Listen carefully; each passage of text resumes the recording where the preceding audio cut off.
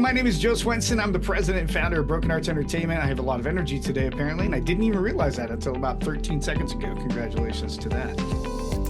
We have a busy day today in the Broken Arts Entertainment world. We're also announcing the release of Make Me Laugh, the anthology, all the selections there. So that's a big thing tonight, 8 o'clock Eastern time. For those of you that are able to attend, feel free. That's going to be on our YouTube channel. My background. So here's the thing. For me, audio drama represents a niche part of what I call this bridge between two known entities of performance art, and that's theater and film. And audio drama, in various different aspects, bridges that gap. And there are pieces of both sides of the art that we use and encapsulate into audio drama. One of the things that I've noticed in the industry anyway is, especially with us, is we are evolving to be higher quality when it comes to this performative art. Now, there used to be the bridge. The bridge used to be radio drama. So if you go back to like the 30s, 40s, 50s, 60s, there was radio drama.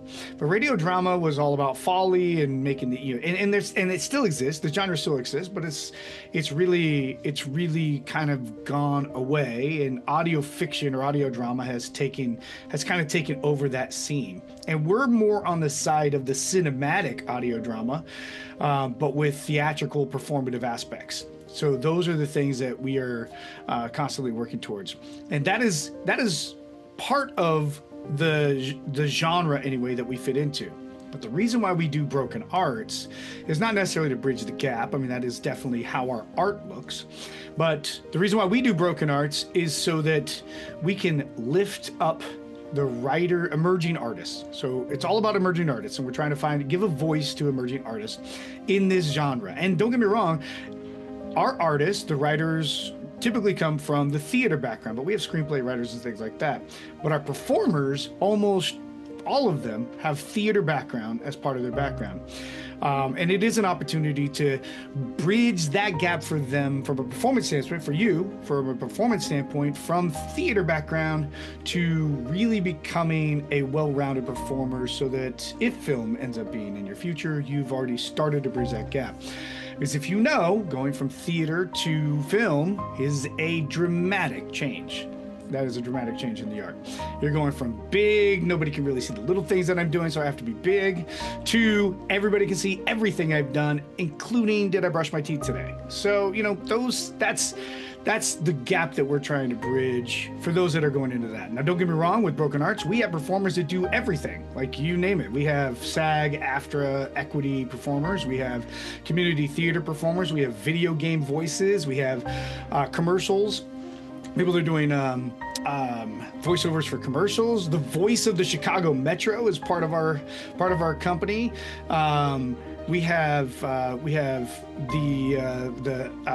winner, award-winning film actors that are also part of our company. So we have a wide variety, and we're all over the world. We're in the UK. When by all over the world, I mean we're all over the English-speaking world-ish, UK, Canada, and the United States. And we're looking to broaden that horizon too. We've received submissions from all over the world, Germany and Singapore, as well as the United States, Canada, and the UK. So either way, we're looking to grow our company in a couple of different ways, but the biggest way that I see is this internal opportunity to increase the quality of our performance. And if you go back and you listen to where we were in 2023 to where we are today, you'll see a massive change, and we've grown up a ton, and that's an important piece. And a lot of that has happened through our efforts, through my efforts, through the efforts of a lot of the folks that are here, like Hanley DeFreitas and Derek Kingsley, Adam Ferguson, who have all been members of the company since the very beginning. And their growth, setting the right example for others to follow, has been immense in that process. And sometimes it's been painful. Sometimes we've had painful growing moments, but necessary growing moments to get us to where we are today, which is this opportunity for us to really dive into what is a game changer when it comes to acting for the microphone, essentially, or in audio drama. All right, so that was my 2-minute brief overview of why we do this. It wasn't 2 minutes for those of you that were playing along at home. But we're going to break this down into 3 different sections. The 3 segments today are going to be tech, so really getting to know your setup. That's an important piece, and also preparation or purpose-driven responsibilities. Really, Yana? All right. So apparently, Yana would like me to address something real quick, and that is we have a hydration word. I don't want to call it a drinking word because drinking word implies maybe your adult beverages, but we have a hydration word with Broken Arts Entertainment. It is part of our cult, if you will, or our family. And every time somebody says or writes the word compelling, you have to hydrate. So we are hydrating. Thank you, I promise Yana. it's just water. There's no. It's okay. Well, and that's going to be an important. We'll talk about this in a minute, but that's going to be an important piece of preparing to do performance in audio drama because your voice is your instrument, and your voice needs to be well hydrated. Yeah. So we're going to talk about the tech, getting the setup right. We're also going to go into, and we have some samples as well that you'll have access to that we're going to put into the chat. Where you'll be able to go through and listen to the differences, the subtle differences, but they are immense when it comes to making the art amazing. We're going to talk about the environment. There's a lot of folks here that I have had conversations with individually about their environment that to ask them to change and get better, stronger, whatever it is, to ensure that we are in the right environment when we're having our when we're acting. And then we're going to spend a lot of time on acting, performing for the microphone. So really, script mastery and things like that. That's different than like narration. And a lot of our folks come from, especially, and I've seen this a lot with the folks that are submitting their audition, their samples. A lot of their backgrounds are in narration and book narration. We have a couple. We have a couple of folks that are professional book narrators, like Kevin Lowney and Claire Shadray. But they also have massive theater background. And it's not to say that they have a distance to go from a performance standpoint. They're both amazing performers, but it is different. Book narration is different than performing with somebody or with a scene partner and a director and a producer present for all that stuff. And we're going to go into a little bit more about that. All right. And then we'll have at the very end, we'll have a question and answer session. As well as best practices. Love for you guys to share your best practices on what it takes to. And I keep looking up here because that's where my outline is. Sorry about that. But yeah, so we're gonna get going. Derek, did you have anything you'd like to add to that? No. Excellent. And we're going to start off with make me laugh. That's great. I always, so just real quick before we get into the microphone, I always think in my mind, if as artists, we can have somebody involuntarily physically react, then that's breaking art. Like we're really breaking art when somebody can, whether it's tears or laughter or groan or a scared moment, whatever it is, that's part of the breaking art. I don't know. Add your own word there, I guess. So yeah, but that's part of breaking arts is getting people to involuntarily physically react in some way. And through us, we get a lot of tears, which is great. That means that we are producing compelling art, right? Sorry, I was thirsty. Okay, let's talk about the microphone. Getting your tech set up. Okay, first, a quick story. We with Broken Arts, we used to actually do our shows without. It was just a director and the performers and a prayer and maybe some hope that it would go well. And sometimes it worked. If you go back to some of our earlier works, yeah, sometimes it did work, but a lot of times it could have gotten better. We could have produced better sound. And so what we did towards the end of 2024 is we introduced producers. And the idea behind the producers was to ensure that we got the tech right, or at least as close to right as we could. And what that did was that gave us more eyes and more information about how we can get it even more right and continue to get it more right. Because at the end of the day, our goal is studio quality sound without you having to be in a studio together. And in order to achieve that, we've come up with a very specific standards of operating in order for us to get to that level. One of the things I'll tell you though is that the most pushback I get from artists is in this area and the environmental area. And a lot of times it's because they believe that they can still make the the quality of the sound be as strong as everybody else's. But at the end of the day, our goal is to have everybody start with the same sound so that we can put them wherever we need them to be. Case in point, if you are listening to the Choose the Bear series, which publicly we've released 3 episodes, you'll know. Here's the thing: our performers are in the stars of the show. The performers in the store are all over the country, but you would never guess that.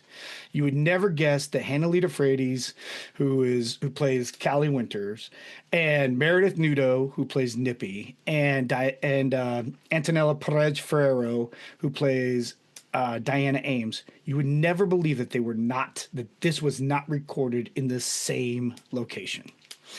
And the way we got there is by having lots of conversations with some of our folks that are less familiar with the audio drama genre and making sure that we get them into a place. So Hannah, who records in her room right there, you can see her. But what you don't see is against her wall, she has built basically a sound buffering mechanism to ensure that no sound escapes. Like there's no chance. There's no sound escape, and it's important because you're not getting any sound bounce. Antonella Perez Ferrero, we took her out of the room she was recording in and put her in her closet so that she can record in there with clothes around her so that it would have sound dampening. Meredith Nudo is in a professional booth in her house. So we didn't have to do anything with Meredith. But we wanted to make Hannah and Antonella sound like they were both closet booths for the win. That's right. We wanted to make sure that they both sounded had the same sound dampening efforts anyway, or sounded in the same place as Meredith was. So we had to really up our efforts in order for that to happen. But even if we go further back, like one of the most important things is to make sure that the microphone that you are using, that you are facing the microphone in the right direction. Jack's going to hate me for this. I'll just say that right up front. But in A Fragile Mind Season 2, Jack is in 7 different episodes. Jack Davis, who plays lettuce, which is not a vegetable, by the way. Jack used a USB mic, USB condenser mic, a Yeti, Blue Yeti, which is basically the bottom of the standards for microphones that we use with Broken Arts Entertainment. But used a Blue Yeti and recorded it all 7 episodes with the microphone in cardioid, but with the microphone side facing away from him. Right, Emily? I see you laughing there. The entire time. So all we were getting voice-wise was the bounce off his screen, his laptop screen, into the microphone. That's all we got. And it took me forever to figure out because he's like, I built this whole thing. He's in his basement. He's in a box. He's got blankets and everything draped over. He's like, I don't understand why the sound is so bad. And so finally we're sitting there. Hannah, I don't know if you were there for that, but I was like, can you show me which side you record out of? And he showed me. I'm like, oh my God, you've been recording out of the back side of your microphone the entire time. And so we fixed it. He re-recorded all 7 scenes, and we made it sound so much better. But know where you're recording. Know what direction you're recording in. If you're using a shotgun mic, understand exactly where the point of reference is on a shotgun mic, like Derek uses. If you're using the higher level mics, like the Newmans or the Sennheisers, if you're using those kind of mics, which are much higher end, just know that they're going to capture every single piece of any sound that exists anywhere. Whereas at least with a USB condenser mic, you're not often going to get what's coming off the roof or off your floor or off your desk. But a Sennheiser will capture everything, or a Newman will capture everything. So those are just some key things. And then test it out. Like test out what makes great sound. What's really important, two things are very important from an editing standpoint, and we focus a lot on the end product throughout the entire effort, through the entire production effort. And one is that you're not clipping. We want to make sure you're not clipping. And the other is that you don't have plosives. So plosives and clipping are two things that are really hard to pick to fix in post. And can we do it? Yes. Yep. We can definitely get it done, but it is very tough to make it sound like it's not sound natural. It's tough to make it sound natural. So my advice and Derek's advice would be to record yourself and understand what the plosives are. For example, and just so you know, plosives happen when you like say a B too loud or a P too loud. That's typically where the plosives come from, B's and P's. And all you have to do is, I don't know if you can see this. So I have a pop filter over my mic. That'll help with that, but also having your gain in the right spot on your mic will also help make sure that you're not popping. And then also from a gain standpoint, make sure you're not clipping being too high. Oh no, it's all right. It's all right. Hope everything went well, Meredith. Brighter dynamic mics. There you go. Dynamic mics. And Yana is one of our sound engineers, by the way. So Yana is definitely an expert when it comes to what we're looking for from a sound standpoint. The couple of things also in that. So when you're testing out, you want to test out for sound bounce, and you want to, especially in your environment.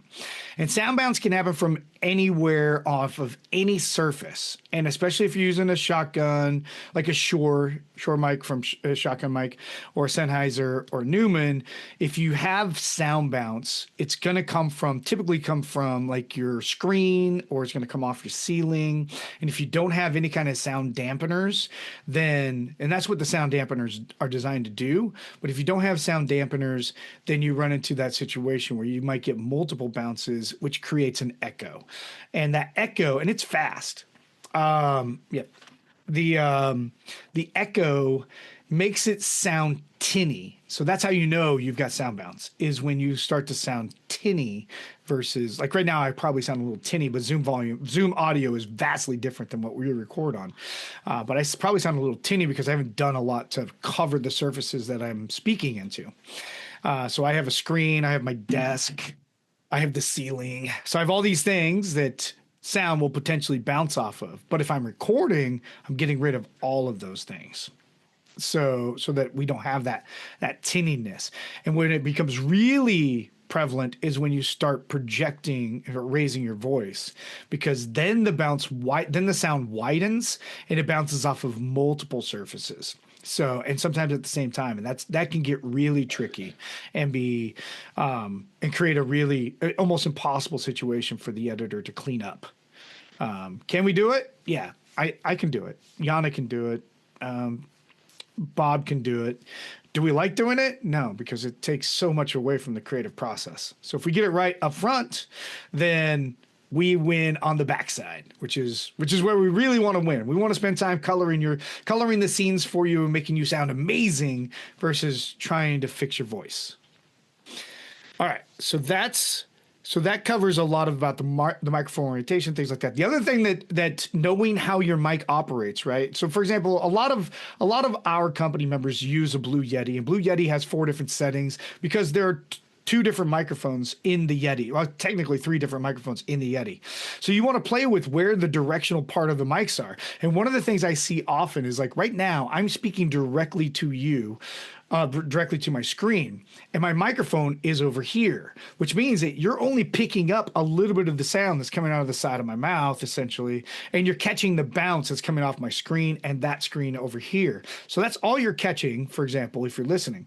And these are hard things to think about sometimes as a performer, but when you're performing, you want to perform directly into the mic. It's a different sound, and you can get more intimate with the mic. And it might be tougher, and I have a screen right here too, but I can certainly read off of that screen while I have the script in front of me and make sure it's high enough so that I'm not getting the sound bounce.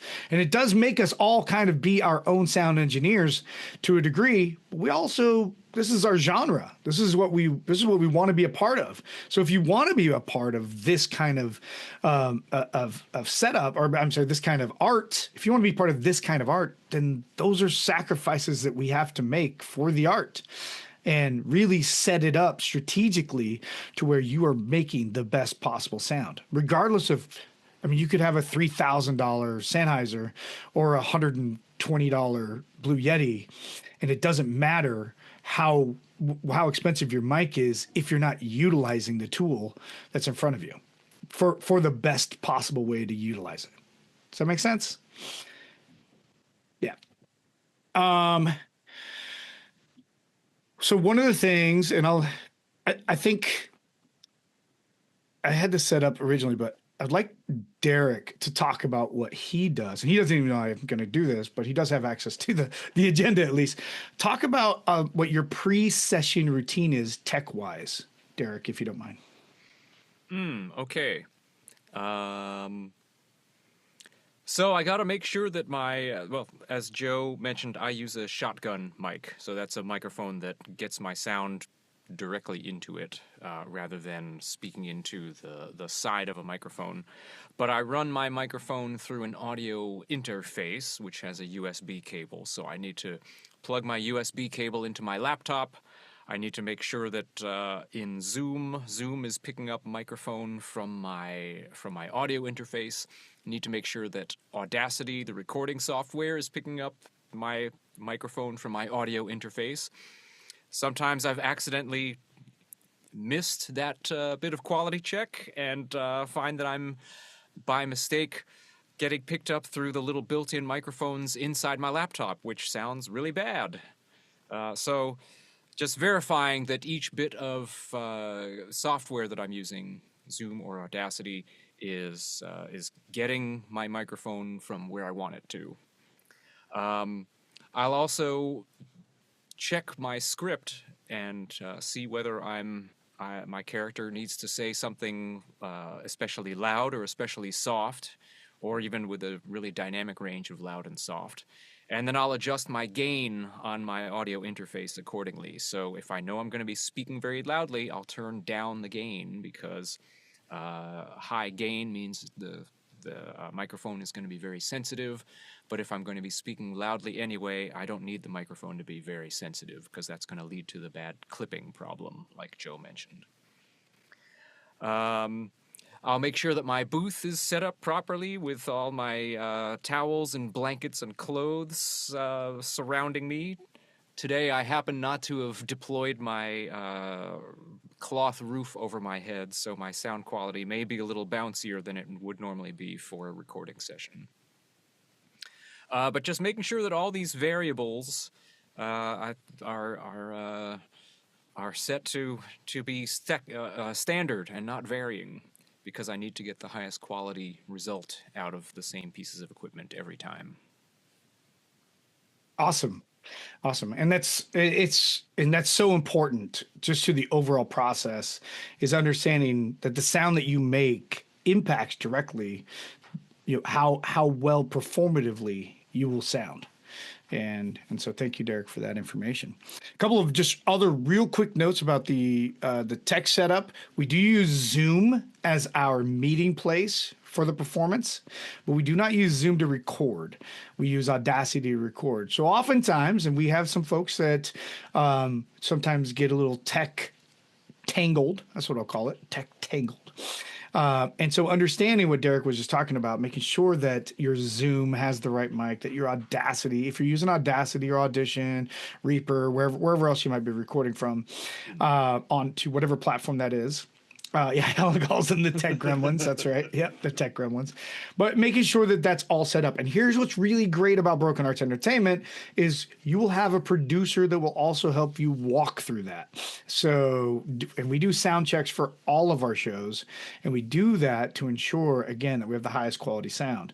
But the hardest situation is when we're ready to go. Everybody's done their pregame, everything, and they're ready to go. So if we have to spend a lot of time fixing someone's tech, that can be really tough. And that definitely, it negates or it takes away from what we're trying to accomplish, which is really get into the performative part of it seamlessly. So having everything set up front is gonna get you in the right place, which is where we want you to be. And with that, so married to that is also the environment that you're recording in. We've already talked a little bit about it, about some of the different places that people record. Ultimately, the goal is to get rid of sound bounce. Sound bounce or tinniness, that's probably second highest on my list of pet peeves when I'm listening. When I'm listening to audio and I'm doing editing for the audio. I know the biggest reason is because when you've got, say, four performers in it, and one of the performers is in a tinny situation, it hurts the art that we're trying to create. And while we're pulling back a little bit, I mean, we're going to do like 7 million shows this in 2025, but in 2026, we're not doing 7 million shows, which is great. And so we might be able to have people re-record, but I don't want to. Like, I'd rather be in a situation where we're not re-recording. And I'm not trying to say this to be mean also, but I will tell you that we have about 60% of our company returning for 2026 from 2025. And while some of them have been from other reasons, the majority of the people that I've selected to not return is because their tech or their inability to want to improve their tech, or their environmental situation, because it just takes away from everything else. And that's something that as a company, I mean, as sad as it is, because I love everybody that's in Broken Arts, we have to make the hard decisions sometimes, and that's part of it. And if we want to have higher quality performances, that's where we got to go. We got to go continue to evolve from a quality standpoint. So, a couple of things that also make noise. So we've talked about surfaces, right? We've talked about screens, desks, floor, ceiling, windows. Windows are the worst. Uncovered walls that's horror. It's just so bad for sound. But also the little things, like if your cell phone is on and it vibrates, we'll catch it. And we've caught it. And it makes me physically involuntarily react. But also dangling cords, loose jewelry, chair squeaks. In fact, we advise that if you can stand. Because if you can stand, then there's a little bit less noise. One, the distance that goes from the floor to the mic, that's a lot of distance for sound to die in, which is great. But also the less chances that you'll be making noise in your chair or bump something on your desk or things like that. Because we catch it all. Clothing rustling. Sorry.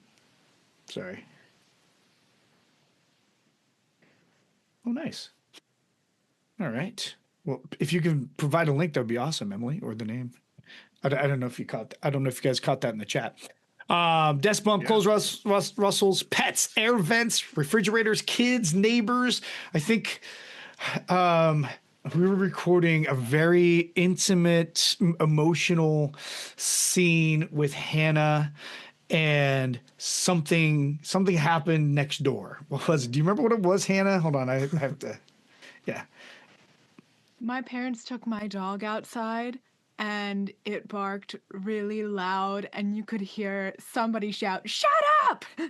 Oh God! Right? Yeah, that's right. Yeah. Yes. Oh man, yeah. And then but we also, and it happens, right? Because we are not in a studio, right? And we get that. And when that happens, we have techniques that we use in order to still stay in the moment, but it becomes an acceptable thing. Like I think our merch, I think we should have merch that says pause somewhere on it. Because that's our cue to say, hey, everybody just stop and we'll go in a different direction. Oh my gosh, I'm so sorry. I can't read everything that Meredith just wrote, and I can't wait to go back and read the chat. But those are the things. Jenna Jane, for example, who has a professional booth in her house, can't get rid of all the sound because there are big trucks to go by her house. And so she'll pause us for a second for a big truck to go by, as an example. So knowing what reflects sound, but also knowing what in your environment is going to make sound. Those are important pieces to ensure that we are getting the right recording aspects. And again, just to go back, my goal with part of this is to hopefully eliminate the resistance to improving the sound quality. So that's part of my goal with this as well for our acting 101 before we dive into the acting part. Just because we've experienced, producers have experienced, directors have experienced, and it's not that the actor wants to openly be resistant. It's just we're coming, because the genre is so new to so many of our performers. It's coming from a place of ignorance where they just don't know. Like, we just don't know that it's impacting it in a negative way or causing extra work, right? So, so control your space, test your space. And what's really great, and Derek's going to provide this to everybody. Derek created a Google Drive of samples where you can hear the differences and hopefully you'll be able to go through and listen and understand, like, oh, that's what happens when my gain's too high, or this is what happens when I don't have a pop screen. And understanding that when we hear those things, that's when it hurts the most. Like, it hurts by meaning that would just take a lot more time to fix the audio. All right. So we are about halfway through this session. Feel free to, we're about to get to the compelling stuff, though. Ooh. That's what we should have, is just a t-shirt of somebody that says compelling. Right. One of those inside joke shirts. People will be like, huh? But hey, who knows? Maybe. We do have stickers that say compelling, hydrate. So we do have those. Oh, yeah, good call. All right. Our philosophy, just to break it down for you, is audio acting equals distance control plus intentional choices plus live ensemble performance. Ah, Emily. Oh, man, this caffeine rush is going to be great. All right. So the thing is we don't do what we don't do with Broken Arts is we don't ever ask anybody to record separately or by themselves. Even when they record on their own, they're still doing it with a director and hopefully the producer as well present, so that in the unlikely event of a situation where we're asking somebody to record individually, that they have support there.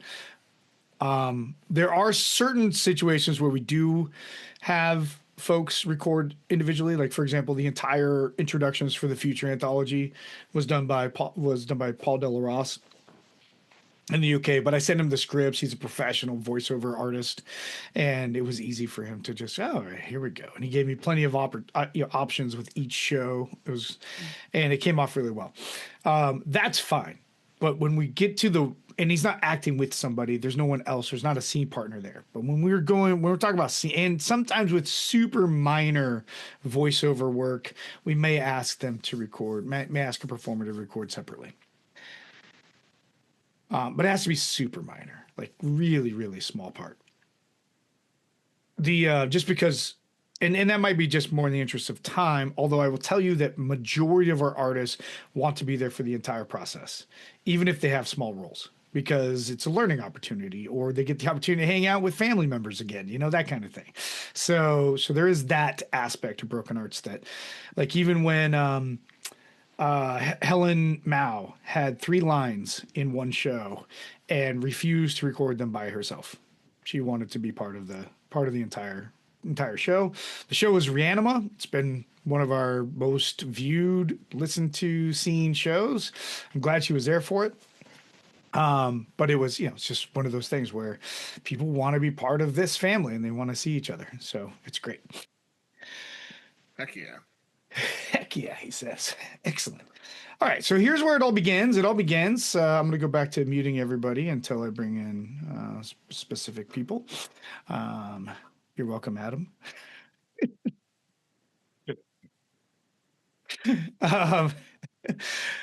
So it all starts with script mastery. One of the things we've gotten really good at over the last 2 years is going from being, I got the script, what I do with the script, the director might say something, send something to me. And actually, in the beginning, I directed pretty much everything. So there was also that. And then we got Helen and Jack involved in directing, and we learned quickly that the best place to put our performers in, the best way to set up their efforts was to ensure that they got the script early and that the directors sent out director's notes. And in those director's notes, which typically when the director's notes go out, they go out about a week or two before a show is set to rehearse and be produced. Those director's notes are vital. And oftentimes the director now has already spoken to the writer and has gotten all kinds of insights into the motivation of the script, motivation of the characters, things like that. So the director is not coming at it from just their own imagination as well. Also, we set up Slack channels for our shows. That's an opportunity for the performers to get together and really talk through and you could call each other or whatever you need to do. But the best practices that I've seen is when performers are just bouncing ideas off of each other. There's this incredible show. It's nominated for Best Show of 2025 Boxes, and it's Emily Morse Lee and Leslie Whitehead O'Neill, who performed in this show. And their Slack, they had 172 Slacks. So they had chatted with each other 172 times before the show was recorded, before it rehearsed and recorded. And it shows. When you do that, exactly, Yana, when you put that level of preparation into a show, it's going to come out amazing. It's going to come out incredible. And that's the kind of work that we want. And it doesn't matter if you do it on Slack. It's just I get to see it when you do it on Slack. You can do it on Slack, via email. You can call each other. I don't care what you do, but any kind of preparation, especially in the script aspect, is going to set the performance apart. And here's the thing. My favorite thing is this. Like, theater people or actors in general are the least competitive, most competitive people at the same time. Like, because there's an award for pretty much everything, it feels. But they don't want to win any of the awards, but they do want to win the awards. I mean, that's kind of how it comes across. Like, I'm going to give my best to this role, but it's not because I won an award. But if I do win an award, and then it's just, it's part of the equation. And that's what everybody's looking for. And when you put the work in, when you prepare and you understand the backstory, the objective of your character or the plot objective, you understand the scene partner relationships and what the emotional arcs are. When you get all that together, when you put all that together, you create incredible art. And that's part of what Broken Arts is you create this incredible art that understands the flow and the rhythm of the dialogue. And here's the thing, like, I've been in sessions where we are so intimately knowledgeable of a script, so intimately knowledgeable of what's going on, and we get into that first rehearsal and you're like, I didn't hear it that way. I didn't know. And things change and the story evolves. And if you've done theater a lot, you've experienced that. Like, I was in a show. I was in Brighton Beach Memoirs as a 30-year-old playing an 18-year-old. Don't ask me why.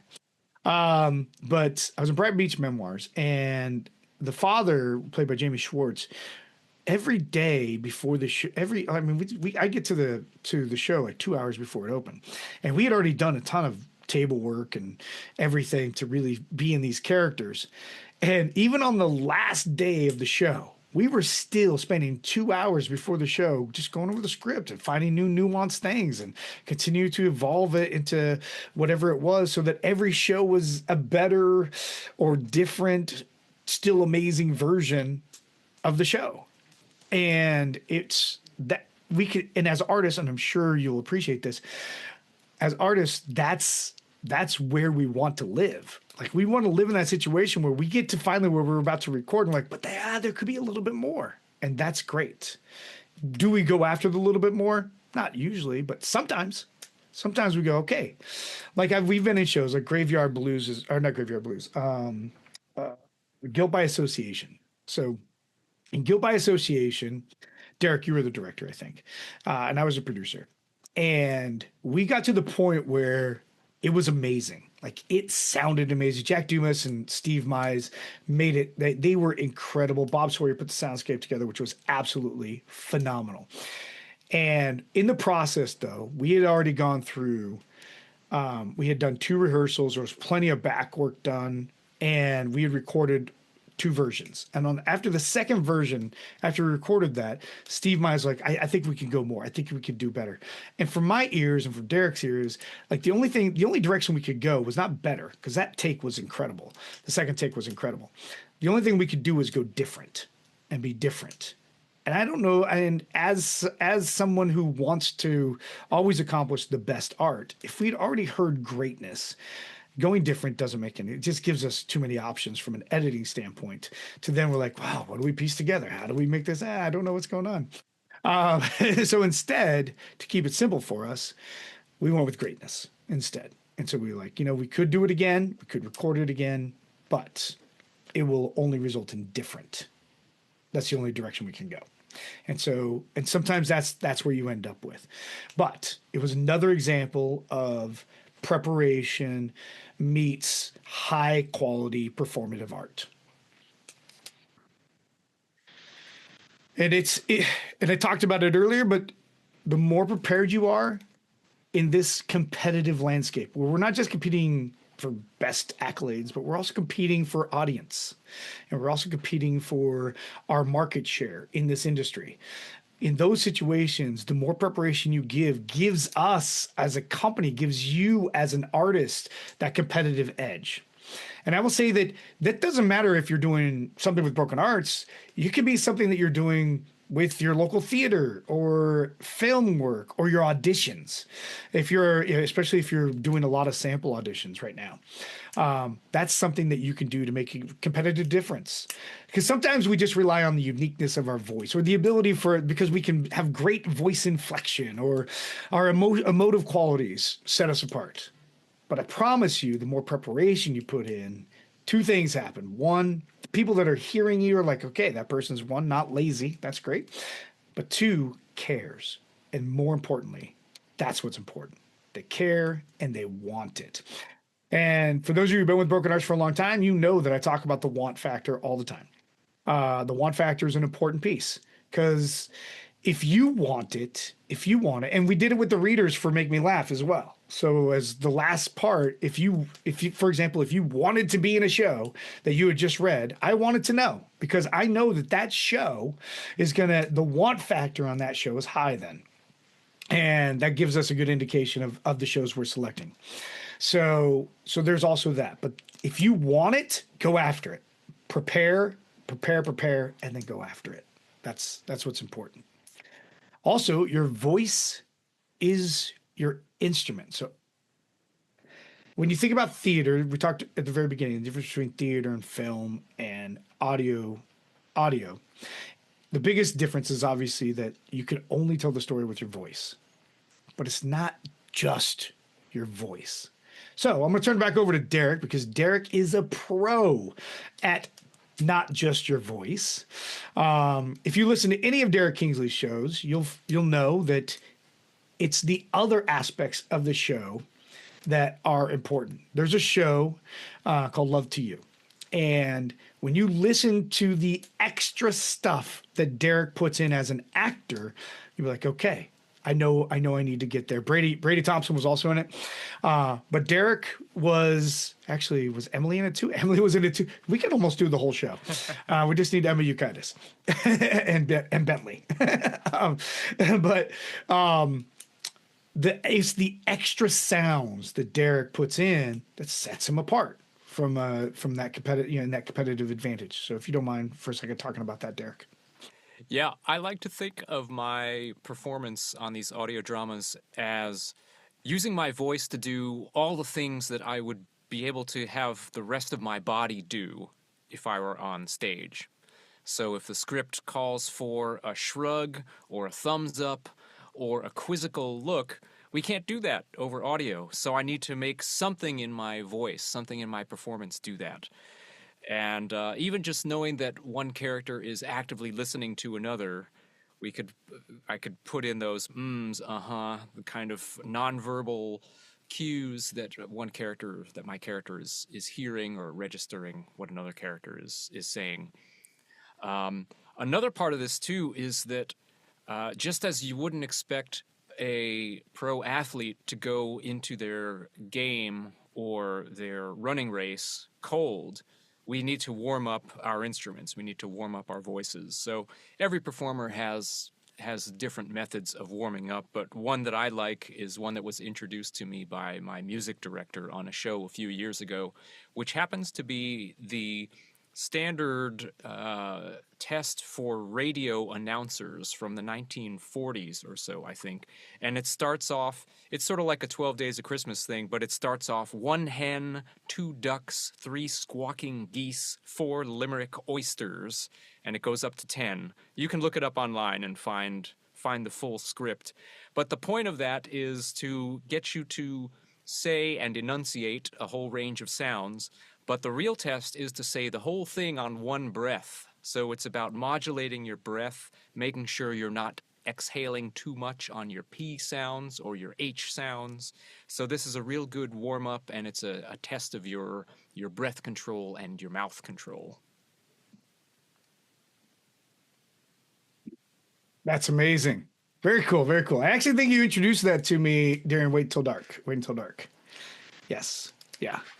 For those who don't know, Derek is also in Maine with me, and I met Derek when he auditioned for Rote in Wait Until Dark. I was the director, and also part of the performative quality of Derek then, which was 4 years ago, was also these extra sounds that he would make. And because we were mic'd, it became very important to do that. Oh, nice. Thank you, Meredith. So acting is not just voice acting for the microphone, for audio. It's not just voice acting. It's controlled inhales. There's a lot of purpose. And don't get me wrong, there's a lot of the reactionary things that you can do that will also just I think one of the things that we're worried about is so much is that we come across as perfect. And imperfection makes you more relatable. Imperfections, like how you're breathing, to add to the emotion, makes you relatable, makes you more emotional, and really grabs it.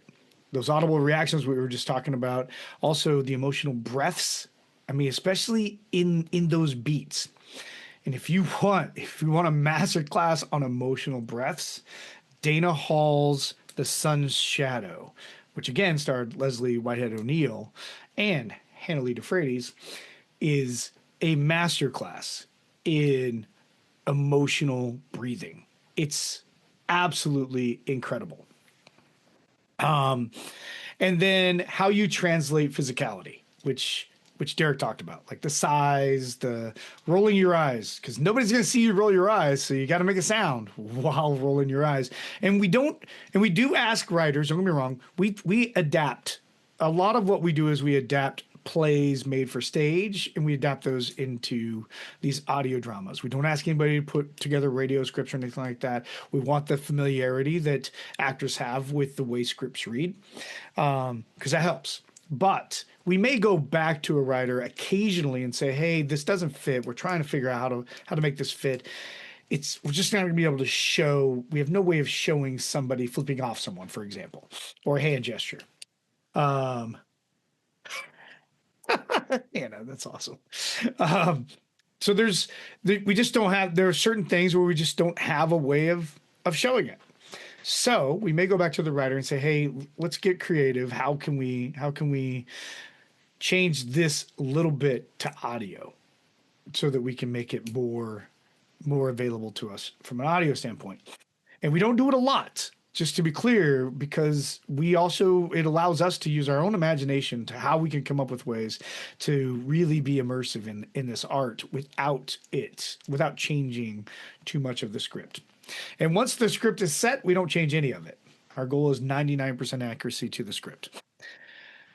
Also, how you say it And again, this is our beginner class. So there's going to be 2 more phases of this class, but right now we're just trying to get a general overview of how we're going to attack things going into 2026.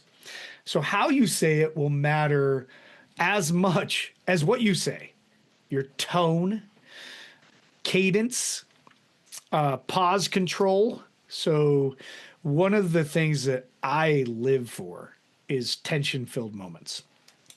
I teach theater for children, and I asked him to tell me what the most uncomfortable sound is, the most uncomfortable sound in the world.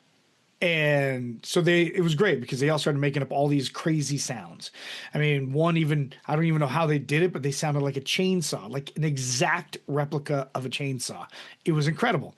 And I'm like, I might be able to use that. I'm just kidding. But I was like, all right. I go, do you want to know what the most uncomfortable sound is? Especially to people who feel that there needs to be noise all the time. Which in the beginning of theater, in the beginning of any genre, that's kind of what it feels like. But the most uncomfortable sound is silence. And it's using those moments of silence to build tension that also sets Broken Arts apart. And all of our directors do it. Build these great moments of silence where it really impacts. Like we're about to have a profound moment and then we hit because our performers are pretty incredible at that. So pause control, emphasis, musicality in a line, and how you could play it differently. What are the different ways that you can play with this line? I keep calling out Hannah because she's here, but Meredith as well. In Choose the Bear, the character that Hannah plays, Callie Winter, is all over the place. From manic to completely alone and isolated to just unhinged, like completely unhinged. And there is not a limit to Hannah's performative aspects. Thank you, Meredith. That was for Hannah, but I was thanking her for the contribution. There's zero limit.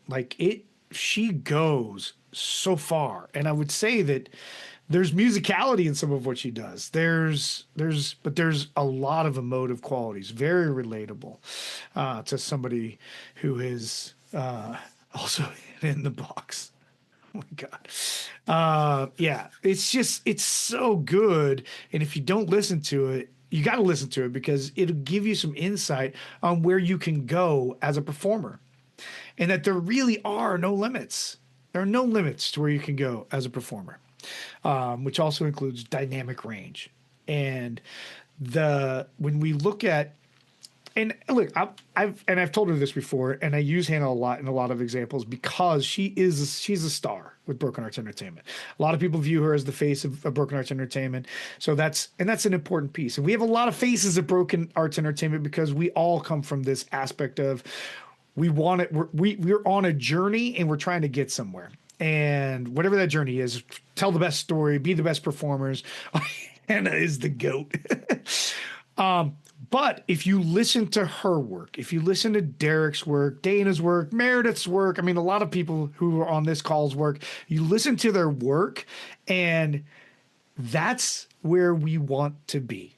That's where I want us to get to. And if you're not listening to our work, then you're missing out on examples that you can be using to get where we need to be or where we want to be for everybody.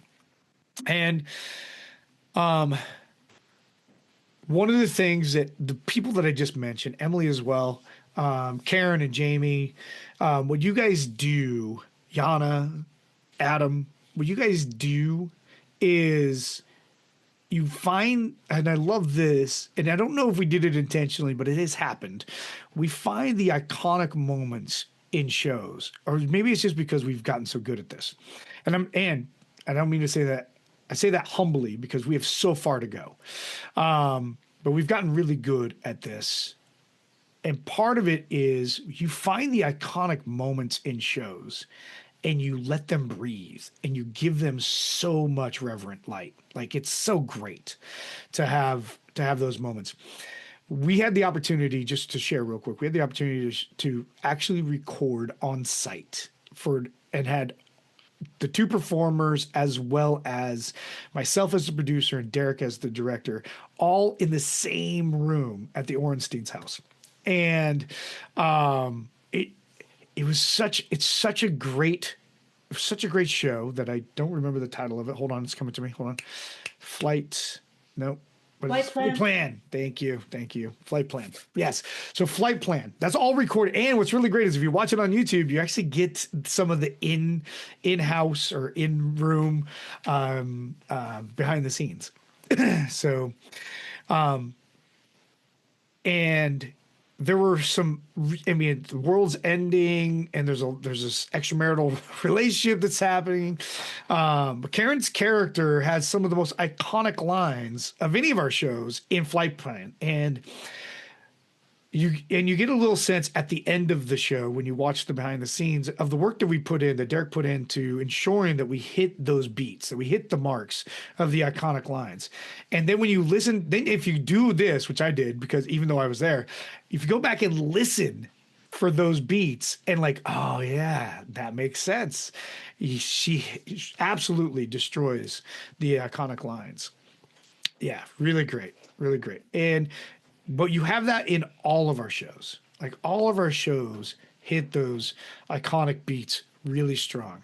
And it's what's really cool, and writers say this to me all the time, is it's like we figured out how to brand the show. And even when the writer doesn't, because I mean I'm a writer, I'm not really focused on branding the show. I'm focused on telling a story. But what we do at Broken Arts a little differently is we do find those moments to brand the show so that it sits by itself as its own brand. And living in those iconic moments is part of that. And so find those iconic moments as a performer and understand, all right, I want to hit this beat. This is how I want to hit the beat. And it goes back to that preparation aspect. The last piece, and we use it. The last piece I want to talk about before we open it up to questions and answers or any best practices is, as for Broken Arts Entertainment, the hydration word that I selected essentially is born out of a chip on our shoulder. Like it came from us being the underdog, essentially. So back in 2020, when when Quarantine 2038, for those of you who are familiar, when Quarantine 2038 was up for potential series selection by Hulu, the executives at Hulu came back to us. We did an entire retake of the second episode. Now we're talking, we threw away basically 30 hours of recording to do a retake, complete from beginning to end, because we weren't compelling enough. So, and I feel like you were ready. It was great. So we weren't enough. There were two things. There was that, and we didn't have a named performer in our cast, which is unfortunate. Like, I mean, the acting is stellar. It's all on Zoom. It was during COVID. So we had, we were really trying to make something happen in a moment. And we had a limited amount of time because once things everybody started to get better, or not better, but once COVID started to, once the vaccine came out and all this stuff, and they started going in a different direction, theater opened back up again, film opened back up again. And so this web series kind of we missed the opportunity. And a lot of it was 100% Meredith. It is such a stupid requirement. But a lot of we lost momentum pretty quickly. And if we had been compelling from the beginning, if we had hit the mark from the beginning, maybe we wouldn't have needed a named performer. And so you'll hear it in every show. I'll tell you this. I don't know, at least any shows that I have been a part of, and I'm not the one who initiates it all the time, but every show that I've been a part of, the C word comes up. And it has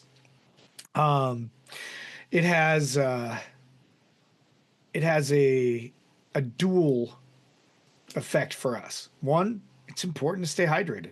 Like why I want you to stay hydrated through the performance. And yeah, you might need a bio break, but at some point, but it helps to keep you hydrated, which is important for the tool that you're using, the instrument that you're using, in order to create the performance that at your highest, best possible situation. So that's one. Two is it really is an opportunity for you to go beyond what your previous limits were.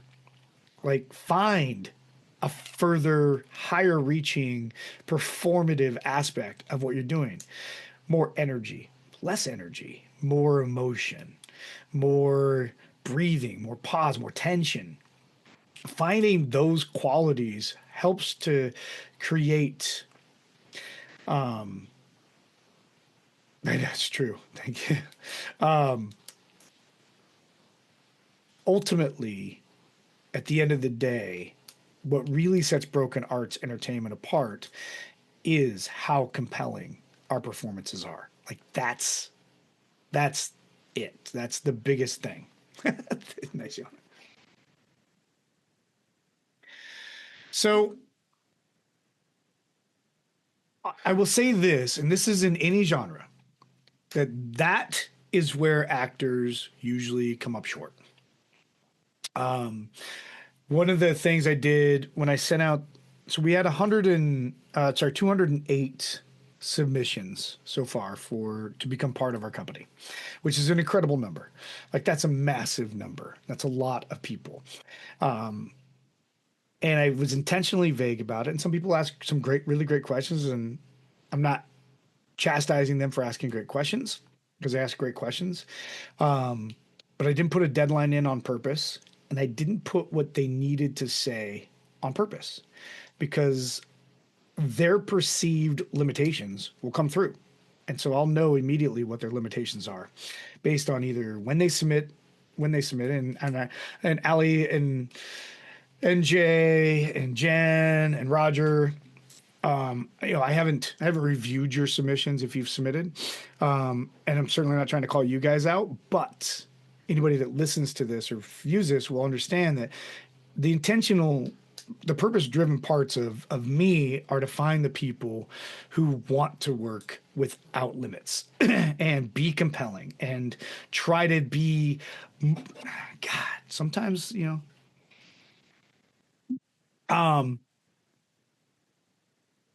but also be recognized for the art they can create and that they are creating. Like I want to see that, like that. And it also contributes to the want factor, which goes back to part of the conversation we had before. How willing are you to push beyond your comfort zone?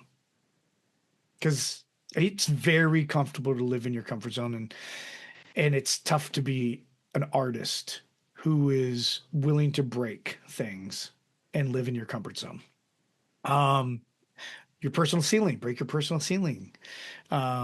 Choosing boldness, those sort of things. And that's why we use the C word as our word essentially to create amazing art.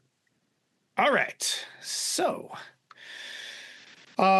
this will bring you to the question and answer session of today. First of all, thank you so much for hanging out with me for the last hour. This has been great.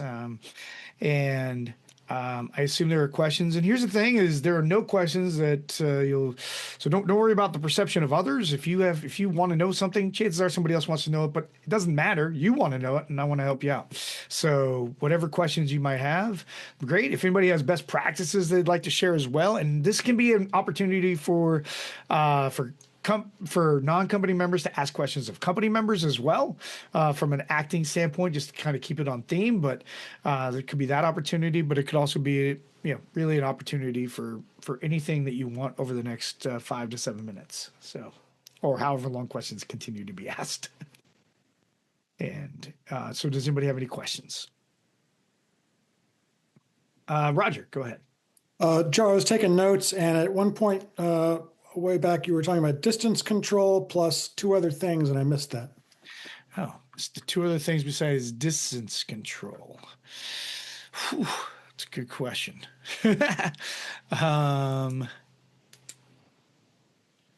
I don't know. Maybe Derek can help me out with that. Yeah, that's from our notes here. Distance control, intentional choices, and live ensemble performances. Oh yes, yeah. Thank you. Perfect. Thank you. NJ, you have two-part question. I do, yeah. First of all, testing 1, 2, 3. Can you guys hear me? Yes. Okay, cool. All right. New computer. I had to like shut down the whole thing and then restart it 5 minutes into the meeting. So, all right, cool. Glad I'm working. So, first of all, thank you for putting this on. Second of all, thank you to Emily for posting this in one of the communities that we're a part of so I could see this and get involved in everything. So, but first question would be, how many shows do you guys have in the pipe for 2026 and beyond? So our baseline setup for shows in 2026, we have 63 anthology shows for 2026, and then we have a minimum of 3 series, and we're currently just doing some back channel negotiating potentially with Ali Cantor for a spinoff of Choose the Bear. But we have Willowhaven. Willowhaven is our big show, a big series next year. We have A Fragile Mind season 3, and we have Just in Time. So, and then spin-offs from A Fragile Mind that we have to close the loop on. So free time is not in the dictionary for 2026. Got it. Okay. free time for me and my editors for sure, and for our marketing team.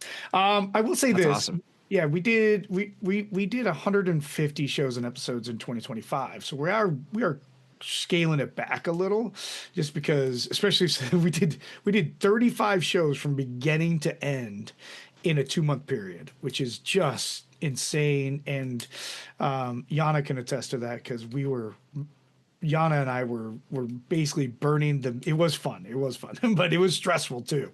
Like that, hey, we're going live in about 6 hours. You can have that to me. Like, it's just one of those things. So I want to make sure that we have, that we can take a little bit more of a breath. It's a big company though. So we have, we'll be back again above 50 members in our company.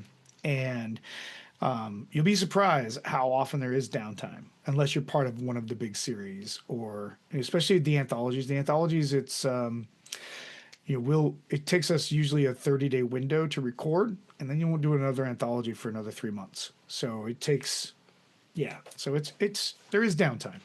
Oh, that's exciting.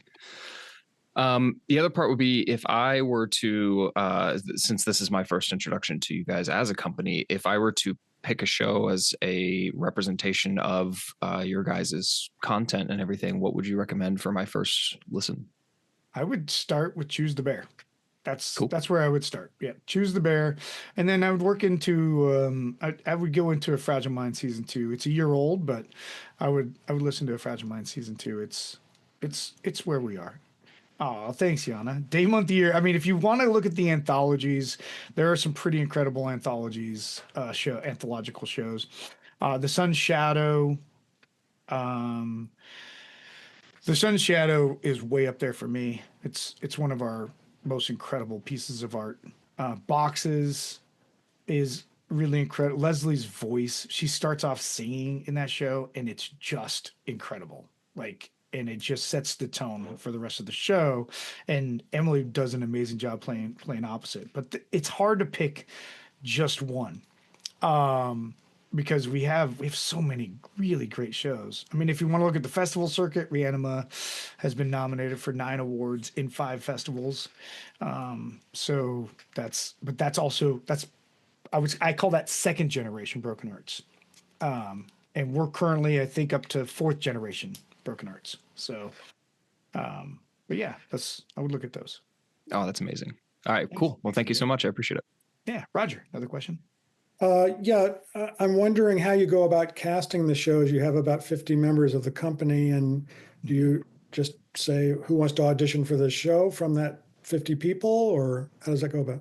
That's a great question. So it's the strategy is, I feel like and it's evolved, but our strategy right now is everybody will have access to the scripts. I'll also have access to your profile, which gives us what you can play.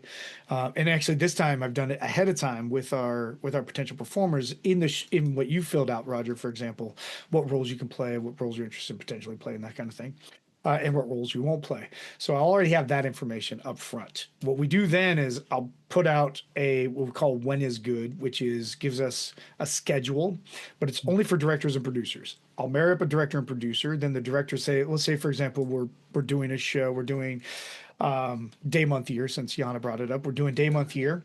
And the director is available on December 10th at 7 p.m. Eastern U.S. time. Then I will put that out. We'll put out the entire anthology in that manner for every show. But day, month, year is going to be done on this day. And from there, if you are interested, you'll get the opportunity to say, I want to be part of this. So we'll fill out a Google sheet that says, yeah, I'm available for this and I want to be part of this. And then the director, producer, and myself will get together and we will cast the show based on who is there. There's no auditions. We don't do auditions. We do auditions for series work. But there's no audition process for the anthologies. For the anthologies, you'll be offered the role if you want it. And sometimes we go outside of this. Especially if we're in a situation where maybe we don't have enough submissions for a role in a show, then we'll go outside and say, hey, I noticed Allie, you'd probably be a good fit for this. Why don't we have you do this show, for example? Or Roger, you probably be a good fit for this. Let's have you be in this show. And do you generally work weekends and evenings? We work all the time. Okay. So, our schedules typically, we have folks in the UK, Canada. If things go the way I think they're going, we have a really great voice coming out of Singapore. We've just got a lot of, we're 4 time zones in the US, Canada. So it's really, it can be during the day, it could be nights, weekends. It's whenever the director and producer are available, for example. Yeah. And in order to include our UK folks, because we have a couple of performers in the UK, we want to make sure that we hit some daytime opportunities. And if there's a role that we really think that like Paul Della Ross or Rosemary Slade should be in, then we were like, all right, let's have that. But we also have some European folks that are joining us potentially as well. We have someone from Ireland, Germany, France, Italy. So we have a couple of different people that have submitted anyway that might broaden and give us an opportunity to have some productions that are just European based. Mm-hmm. All right, thanks. Yep. Yeah, great question, Roger. Any other? Brady, go ahead. You can. I know Ray put his question before I raised my hand. You can answer his question first if you need to. I think Derek answered Ray's question. Oh, okay. So I actually just had 2 quick questions. Mm-hmm. First of all, we were talking earlier about the Make Me Laugh anthology. Yes. I was wondering when signups for the anthology would be out. So right now we're getting ready to announce the shows tonight at 8:00. Oh, so we haven't even done that yet. So we're announcing the shows at 8:00 live on our YouTube channel, which if you're not a subscriber, feel free to subscribe. You'll get a notification of that. So we're announcing that tonight at 8:00. Claire Shadray and myself, we are hosting this, so pretty exciting. What's really cool is that this time we've done a deep dive into the writers, so we've got some extra cool information that's publicly available on the writers. So that'll be fun too. That'll be a fun thing to be a part of. From there, what we'll do is the scripts will all go into a repository that you'll have access to. You get a chance to read them, and then the when is good for directors will go out this week at some point. But we're looking at a production window of January. So okay. We're not going to really get, because we'll have new cast members at that point, new core group potentially, that we are going to also lean into to cast roles. So, and just for the new folks, the way our contracts work is you'll be offered a minimum of 2 opportunities within 2026. I will tell you, and anybody who's new this year knows that it'll be a lot more than 2. So, but it's you'll be offered a minimum of 2 opportunities within the calendar year. But like Meredith, for example, is in Choose the Bear. Meredith is in 9 of the 10 episodes. 9 of the 10? Yeah, 9 of the 10 episodes. Brand new this year. Emily is in Break Room 11, which so far has 4 episodes. So far, 4 episodes. Emily's also done several of our anthology shows. And one of the things I'm building, this is going to be really cool for actors. One thing I'm building is I'm going to build playlists in YouTube that are for the actors from the anthologies. So you'll get to see those as well. So I'm going to add your shows specifically to the Emily Morse Lee collection, for example. So that'll be, Emily's like, no, don't do that. Yeah, we're going to do that. And you can share it. So just other ways that you can market yourself as well. So. And the other question I had, much quicker question. I just wanted to know, since I've seen it a couple times being mentioned in Slack, I wanted to know what co-hosting was about. Oh, that's for our reveal shows. So co-hosting is for our reveal shows, and Claire Shadray is our co-host this time. She's a soundscape engineer performer. She's in 2 of our series, massive roles in 2 series. She's in A Fragile Mind as the alleged antagonist, Shelley Pendergrast, and she plays alongside Derek Kingsley in Just in Time as French operative Penny Pincier, a budget operative. Yep, budget conscious operative. All right. Yeah. So Claire is that. And what I will say is that from a co-host standpoint, while I'm certainly open to, exploring other options with co-hosts, I do want it to be mostly people that are considered the face of Broken Arts. And once you get there, Brady, maybe. I was just curious about it is all. Yeah. That's great. all. It's a great question. All right. Thank you. Yep. Next question. Allie. Hi. Nice to meet you. Nice to meet you too. Thanks for having me. This has been really informative and interesting and inspiring. So thank you. Great. Yeah. I was just curious, in the submission forms for auditioning, you had mentioned opportunities, or if you were interested in, other things, acting as number 1, but writing, sound engineering, things like that. Do you guys have a way to, first of all, submit scripts or train or things like that? So we do. That's a great question, Allie. Within the company, we do have an editing soundscape editing training video and SOP. So we do have that. We're still building from a learning and development standpoint. We're still building some stuff. A writing class is definitely on our agenda as far as building a writing class. That would be amazing.